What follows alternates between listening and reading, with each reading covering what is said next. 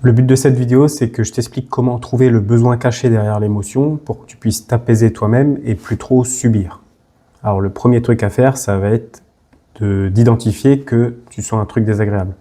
Donc par exemple, tu vas arriver un soir, oh, tout m'agace, je suis à fleur de peau, je sens que là je peux vriller pour rien. Donc voilà, soit tu te sens énervé, soit ça va pas, soit il y a des petits trucs qui font qu'il y a quelque chose de désagréable. Et donc là, il va falloir aller creuser un petit peu et comprendre ce que ça te fait dans ton corps. Donc concrètement, dans le corps, comment ça se traduit? Qu'est-ce que ça te fait dans le corps? Donc on va essayer d'aller décortiquer ça en décrivant les sensations, en essayant de les ressentir et pas chercher à les faire disparaître. Donc par exemple, ça peut être, je me sens avec la gorge serrée, la mâchoire crispée, le ventre un peu tendu. Donc ça, c'est ce qui se passe dans le corps. Une fois que tu as identifié ça, on va essayer d'aller chercher l'émotion qui est cachée derrière. Est-ce que c'est plutôt de la peur, de la colère, de la tristesse, de la joie? Donc ça, c'est les 4 émotions principales dans lesquelles il y a des sous-groupes, bien sûr, mais le but, ça va être d'essayer d'aller identifier dans quel groupe principal ça se situe. Donc vis-à-vis de la situation de l'exemple, ça pourrait être je me sens en colère, mais aussi il y a un peu de tristesse là-dedans. Et le vrai travail va commencer maintenant. Une fois que tu as identifié ça, on va essayer de chercher quel est le besoin caché derrière. Pour ça, on va commencer par chercher et identifier le déclencheur extérieur. Qu'est-ce qui déclenche cette émotion chez toi? Ça pourrait être, selon l'exemple, un message que j'ai reçu aujourd'hui et dans lequel je me suis senti ignoré, pas important.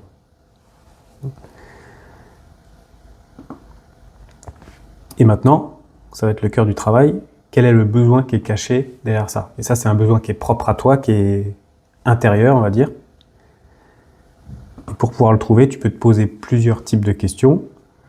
Qu'est-ce que j'aime vivre et que je ne vis pas actuellement? Ou je sens qu'en ce moment, j'ai besoin de... Il faut continuer la phrase pour essayer de pointer ce besoin-là. Ou j'aime vivre tel truc en ce moment. Ou face à ma situation, à ce déclencheur, qu'est-ce que j'aimerais qu'il se passe? Et notre but, ça va être d'aller chercher le besoin derrière, pas juste se dire je veux que la situation change et qu'il se passe tel truc, mais essayer de trouver, et si ça se passait, quel besoin serait nourri? Donc vis-à-vis de la situation exemple, ça pourrait être moi j'aime me sentir choisi, considéré important, j'ai un besoin de connexion, de reconnaissance, de chaleur humaine, et j'aimerais me sentir proche de quelqu'un.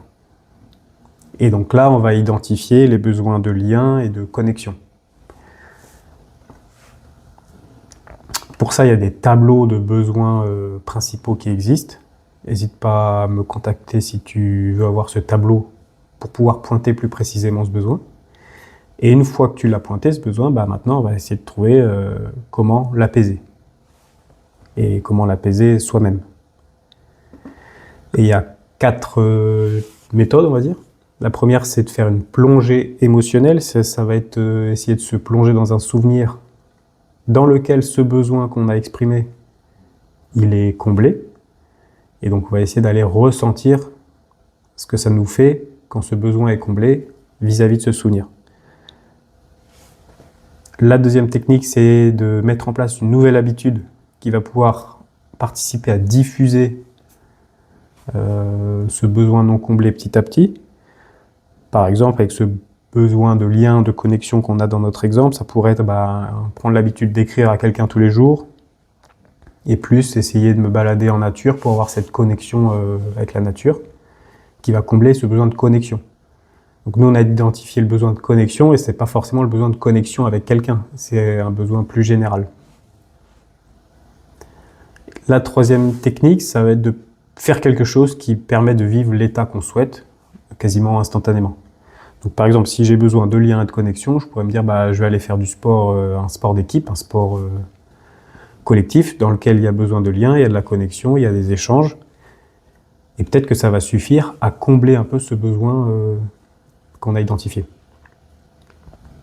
Et finalement, la dernière stratégie, c'est de faire une demande à quelqu'un. sans garantie qu'elle ou il l'accepte.